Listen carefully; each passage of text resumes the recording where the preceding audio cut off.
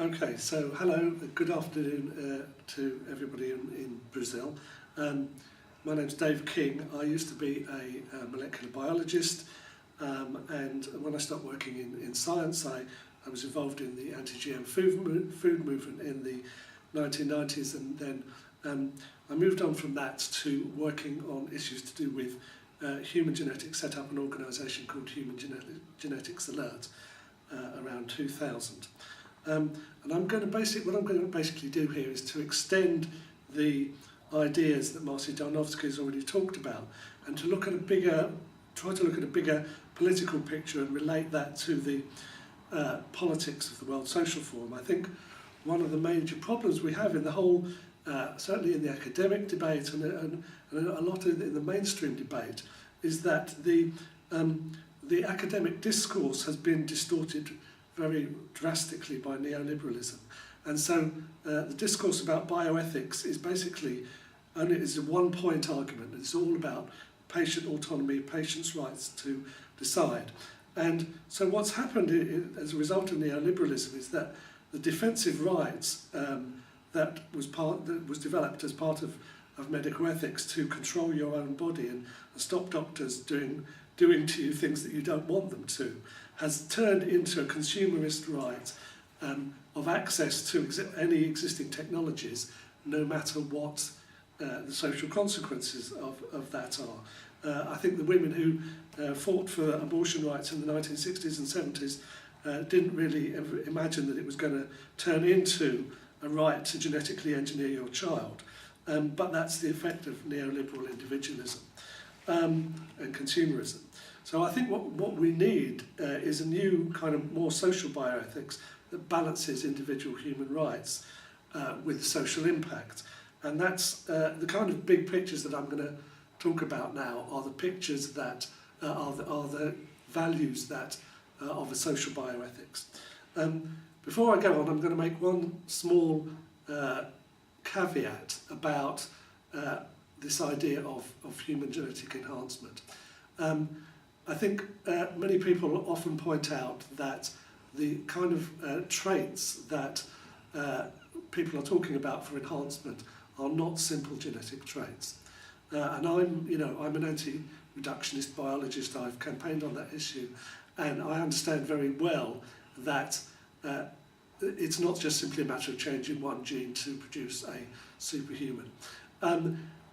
But at the same time, I think we have to realise that actually there are some cosmetic traits, for example, hair and skin and eye colour, that are genetically relatively simple. And there is increasing research which says that although it's not a simple one gene, one characteristic relationship, that it will be possible to predict a certain amount of a child's capabilities and appearance and so on, other characteristics. And so we really mustn't be complacent about the fact that there will be a market for that, so that some parents will definitely be interested in that. I think the first thing to say, as it kind of relates to what Marcia has already said about the idea of consumer eugenics, which is now being promoted and supported openly by a movement that calls itself transhumanists and talks about actually creating better human beings as it thinks. And what can be the problem with that, really? That's the way that they think. I think the first thing about that is it's based on the assumption that existing human beings are not good enough. And so we're going to make them better by technical means rather than by looking at the social conditions that impoverish them and that prevent them from reaching their true potential. That's the first thing. I think the values of transhumanism and of consumer eugenics are basically all about individual competition and power. They're about making your child taller, stronger, more powerful, so that they're able to dominate other people's children, basically. And that's being sold as a kind of giving your child the best start in life. But I think it's based on basically a Darwinist, a social Darwinist kind of politics that really would be disastrous to our society. And I think what it does is that when you start to say, oh, well, certain human beings are less good and less acceptable than other human beings, and we can actually make sure that those types of human beings are not born, then what you're doing is allowing the social oppressions to do with disability and mental health and, of course, gender and race, and basically empowering those oppressive forces by allowing those forces acting through parental choice to decide which kind of people get born. I think all of that is quite obvious, or I hope it will be quite obvious to the kind of people who will attend the World Social Forum. I'm now going to talk about something that I think is a little bit more subtle, but actually equally profound and damaging.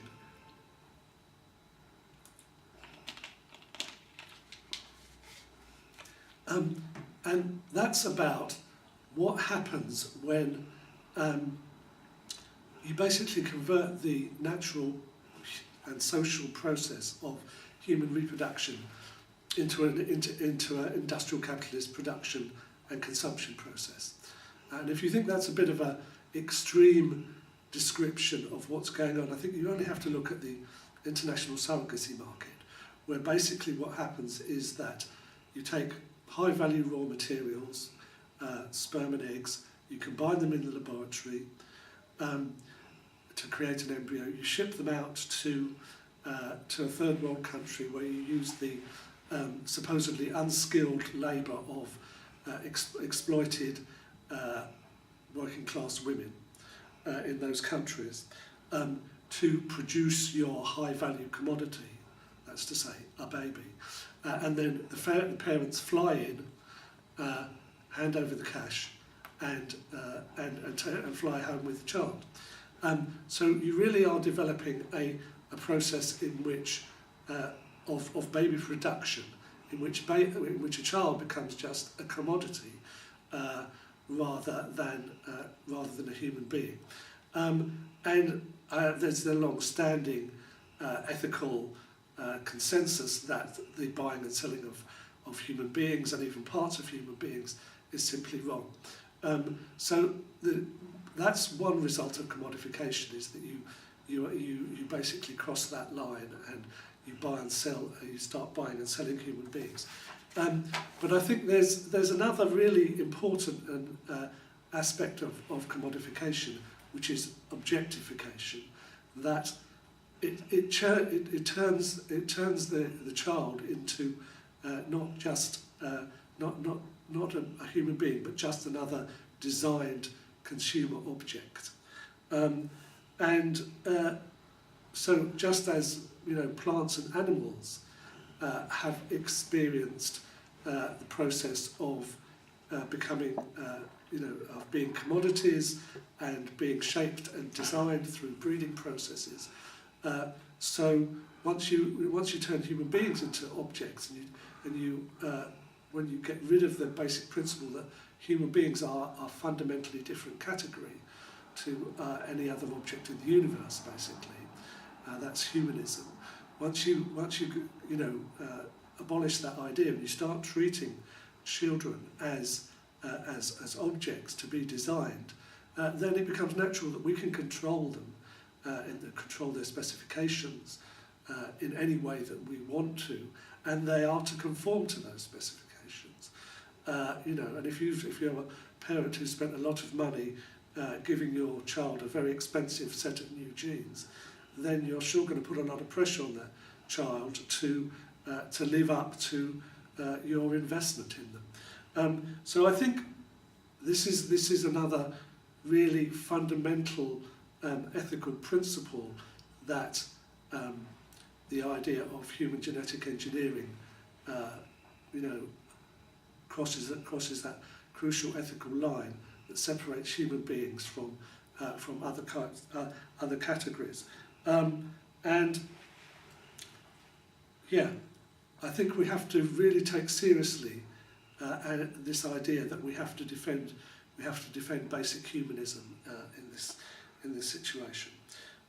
So what I've tried to do is to show that the creation of GM babies would be it's not just another technological advance in medicine that maybe has a few ethical issues attached to it.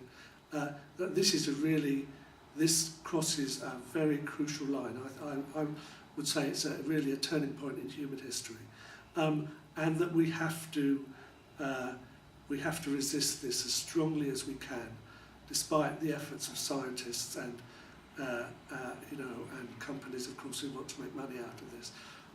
Our organisations are planning to be involved in international campaigns on these issues over the next few years, and we really hope that the World Social Forum will support us. Thank you. Good.